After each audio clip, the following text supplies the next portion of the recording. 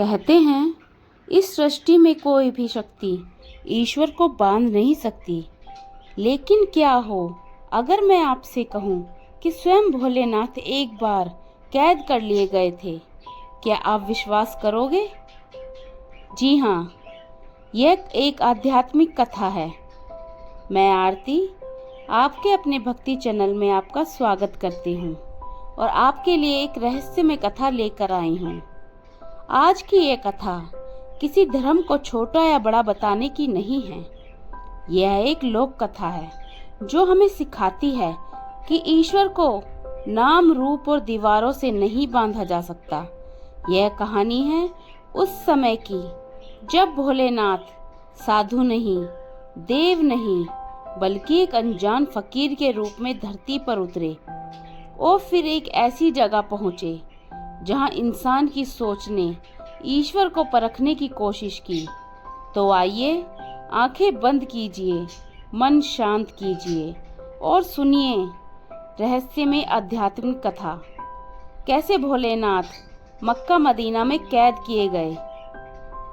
क्या आपने कभी सोचा है कि जो भोलेनाथ संपूर्ण ब्रह्मांड के स्वामी हैं, जिन्हें कोई बांध नहीं सकता, वही भोलेनाथ कभी कैद भी हो सकते हैं?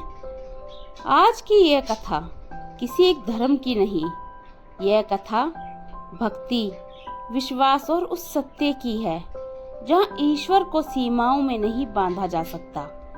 यह एक लोक कथा है जिसे सदियों से संतों और फकीरों द्वारा सुनाया गया और जिसका उद्देश्य किसी आस्था को ठेस पहुंचाना नहीं है, बल्कि ईश्वर की सर्वव्यापकता को समझाना है। भारत में भोलेनाथ को भोलानाथ भी कहा जाता है, तो वही कहीं सूफी संत ने हक का नूर कहते हैं।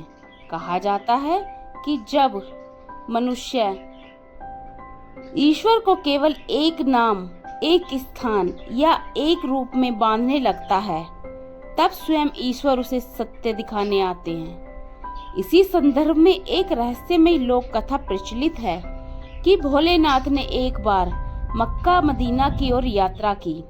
भोलेनाथ कभी राजा बनकर नहीं आते, वे साधु, फकीर या भिखारी के रूप में आते हैं। उनका शरीर भस्म से ढका था, आंखों में करुणा थी और चाल में असीम शांति।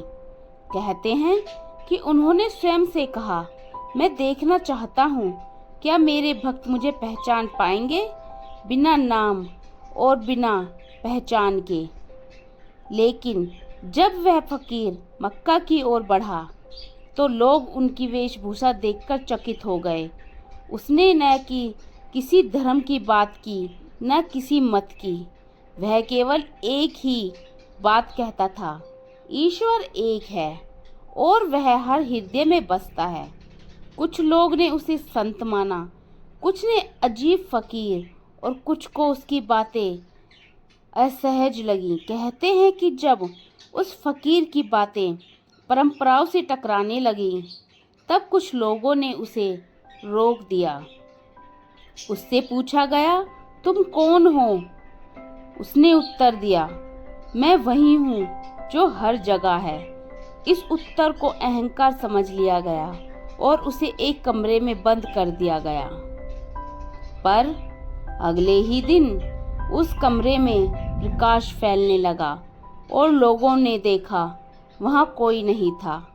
तब एक आवाज गूंजी, ईश्वर को दीवारों में कैद किया जा सकता है। इस कथा का अर्थ यह नहीं कि भोलेनाथ सचमुच में कैद हुए हैं। इस कथा का अर्थ है कि जब हम ईश्वर को केवल अपने विश्वास तक सीमित कर देते हैं, तब हम स्वयं सत्य को कैद कर लेते हैं। भोलेनाथ हो या अल्लाह, राम हो या रहमान, सत्य एक है और भक्ति का मार्ग प्रेम है। अगर यह कथा आपको सोचने पर मजबूर करे तो समझिए इसका उद्देश्य पूरा हुआ। भक्ति बांटने से बढ़ती है और ईश्वर सीमाओं से परे है। ओम नमः शिवाय, ओम नमः शिवाय, ओम नमः शिवाय। आज भी यह गूंज हर जगह गूंजती है, चाहे वो मंदिर हो, चाहे वो मक्का हो। ओम नमः शिवाय।